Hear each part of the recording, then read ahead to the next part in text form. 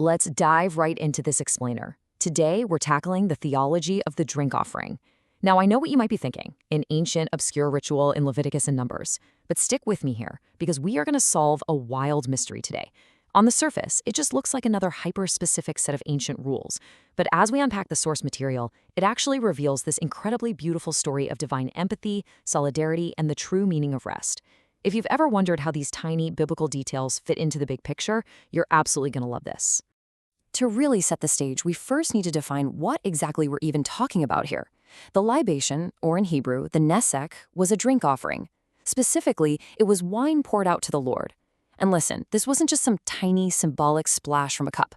We are talking about a fourth of a hin. That translates to roughly a whole gallon of wine. Just picture that. That is a massive amount of wine to be systematically pouring out during these daily tabernacle rituals. And according to our source texts in Leviticus and Numbers, this drink offering wasn't just some rare standalone event. It accompanied practically every bloody sacrifice. We see it mandated for burnt offerings, peace offerings, and, as Numbers 28 clarifies, even sin offerings. Basically, think of the animal sacrifices as God's metaphorical bread or food. Every single time that meat was offered up, it had to be paired with grain and this gallon of wine. It was a complete, literal meal.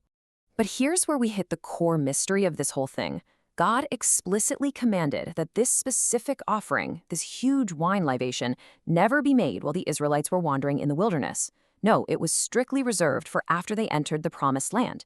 The instructions literally kick off with the caveat when you enter the land. So we really have to ask the obvious question, right? Why? Why hold back the wine? Well, to figure that out, let's map out Israel's journey. The specific laws for the drink offering in Numbers 15 were handed down immediately following a massive, massive failure. Day 1 marks Israel's rebellion at Kadesh Barnea. They refused to trust God, and the result? A 40-year sentence of restless wandering in the wilderness.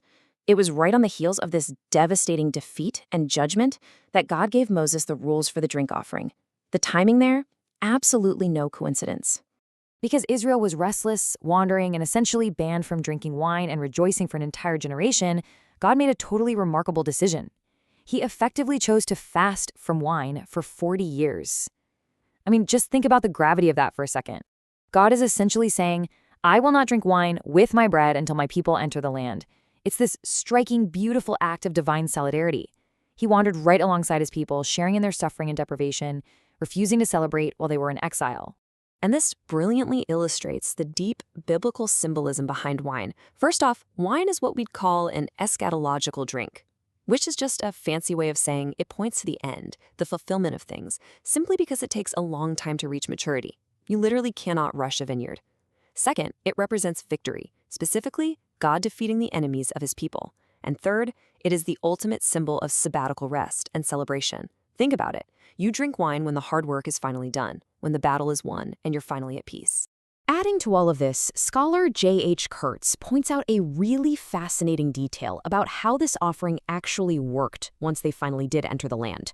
Unlike most animal and grain offerings, where a nice portion was shared with the priests or the worshiper, the drink offering was totally different. The priests were actually strictly forbidden from drinking wine in the tabernacle.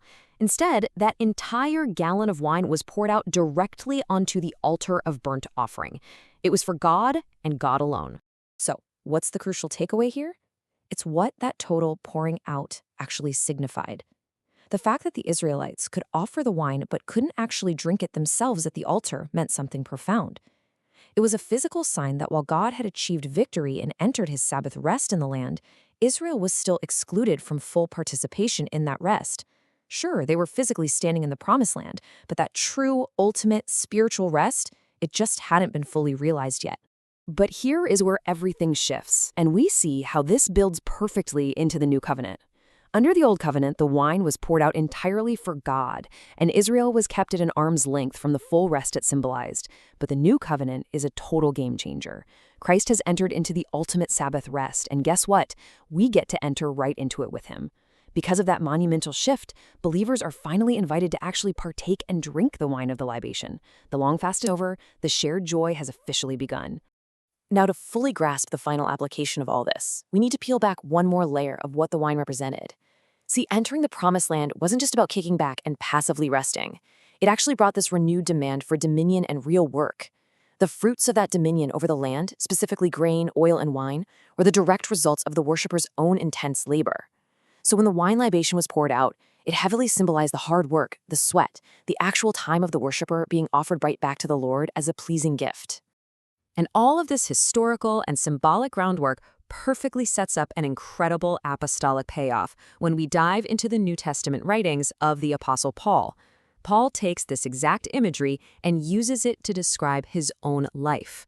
When Paul talks about being poured out as a drink offering, he isn't just using a random metaphor. He is pulling directly from this rich, deep theology of the Old Testament libation that we've just been unpacking. A lot of times when Paul says he's being poured out as a drink offering, people just assume he means he's facing his impending death. But through the lens of everything we've just looked at, we can see it means so much more than that. Paul viewed his exhausting, lifelong apostolic labor as a libation, the mature wine of his life's work meant to literally make God's heart glad. And because we are in the New Covenant, he invites the Philippians to share in that joy, asking them to pour their own libations out upon him in return. So it leaves us with a pretty profound, challenging question to wrap up. How are the fruits of your own daily labors being poured out? Are you offering your work as a libation that brings joy to God and shares that rest with the people around you? Definitely something powerful to chew on as you go about your week.